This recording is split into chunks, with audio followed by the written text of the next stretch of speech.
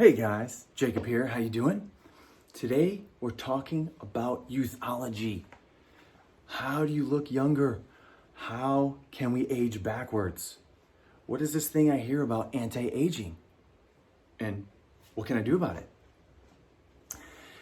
Well, on one hand, you see, a lot of people are getting sick. They're getting sicker than ever, right? They're not eating good.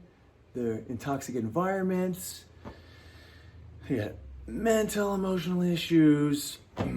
So, we're here to fix that.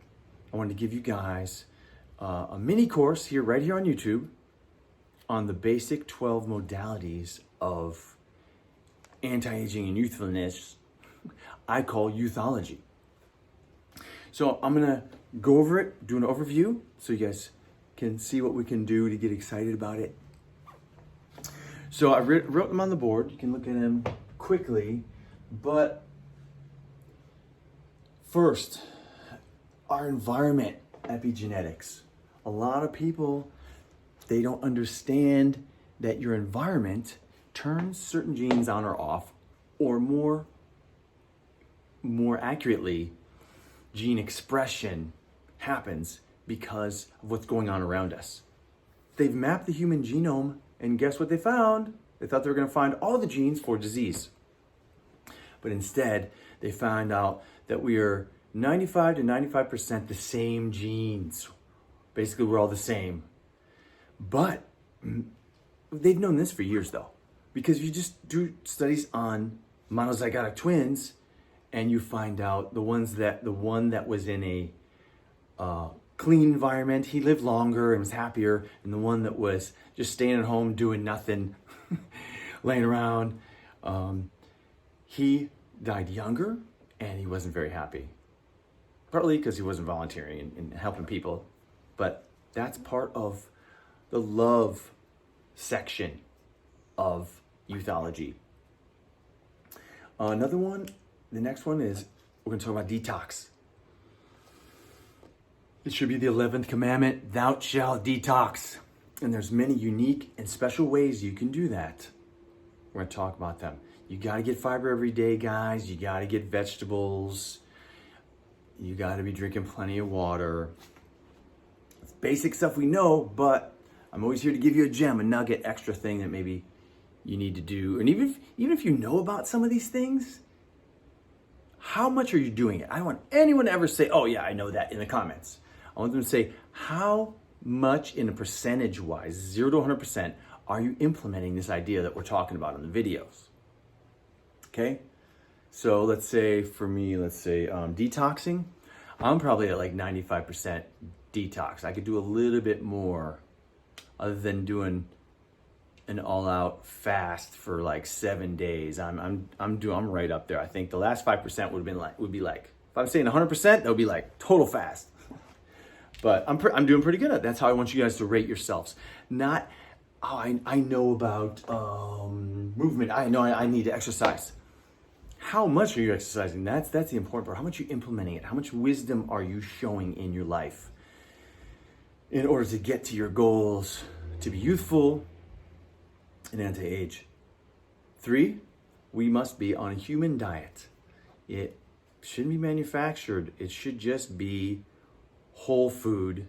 Just like an elephant has his own diet, monkey has his own diet, dogs and cats, they have a natural habitat diet. Number 4, slay the day.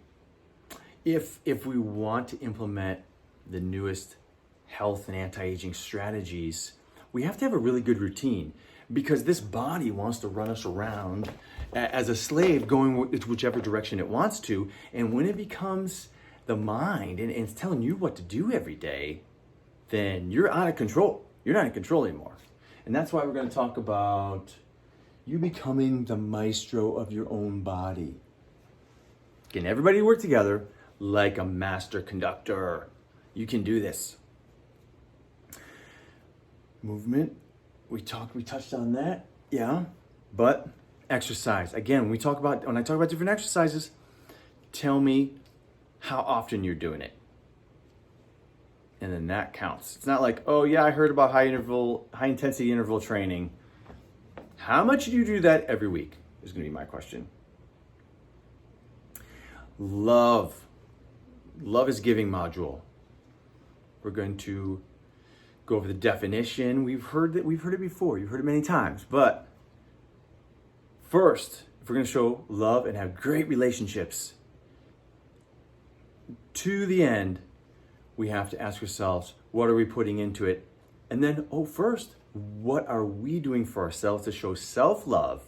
Talk about different techniques like havening and taking care of yourself every day with the right rewards, not bad rewards.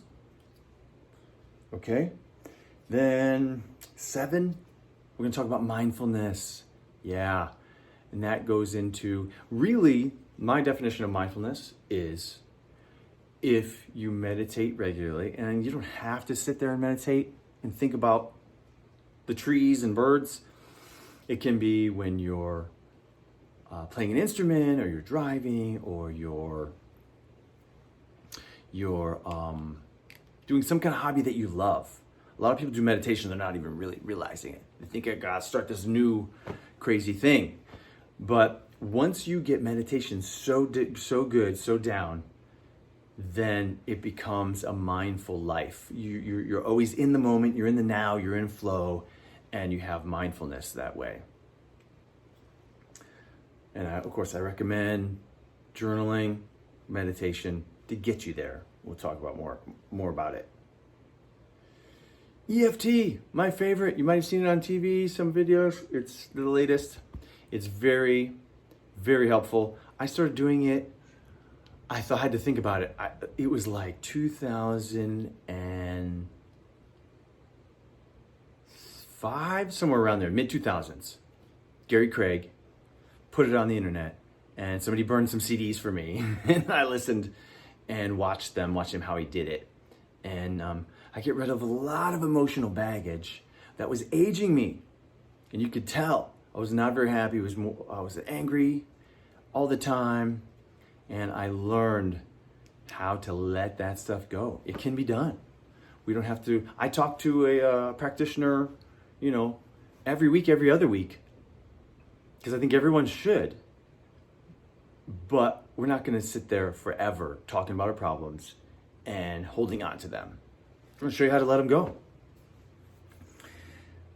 All right, and then we touched on being the maestro of your own body.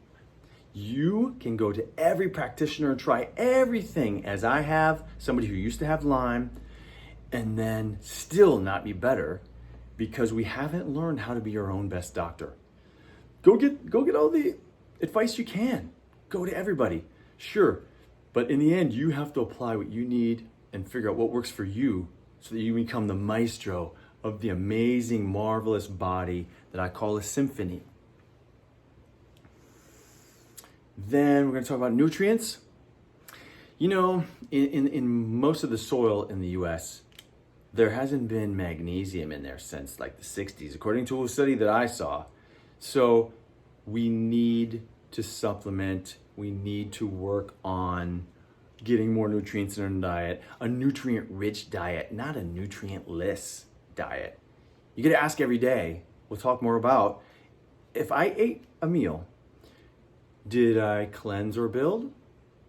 If you didn't do either one of those, then you probably shouldn't have ate it, and cut that out next time. So eat nutrient-rich. You can't eat butter all the time, but the nutrients have to be there. And then 11, abundant mindset. If we think in the world that there's a limited number of resources, that everybody else has more than me, and I cannot have that because it's the devil, it's sinful, then it's very hard to have the life that we really enjoy. It doesn't mean you have to be, if you have an abundant mindset, it doesn't mean you have to be a rich person. It means you have to be a content person. But I'm talking more about a richness in a holistic way, all areas of your life. Now, I don't go comparing other people to my life. I compare Jacob to last year, and I'm always working to beat myself. I've always been that way. I always wondered why people were jealous, why they're comparing each other, because they've had a myriad of different things happen in their life. Even if you're like myself and another friend of mine who were raised, we were born in the same area in Ohio. He's led a different life than I have. We started out very similar. We had a lot of similar experiences, and then we just kind of, I had a storm of tragic issues happen, and that's why I do these kind of videos. For sometimes I was like a little bit jealous, and I thought, man, he hasn't had it much easier than me. But now I realize in the end, people could be jealous of my tragedies because they made me a better person and they helped me to become the person who I am today. I don't know if I would change any of those things. So we talk about rewriting your past so that you have a more fulfilling future as well. And then your why. Why should I do this?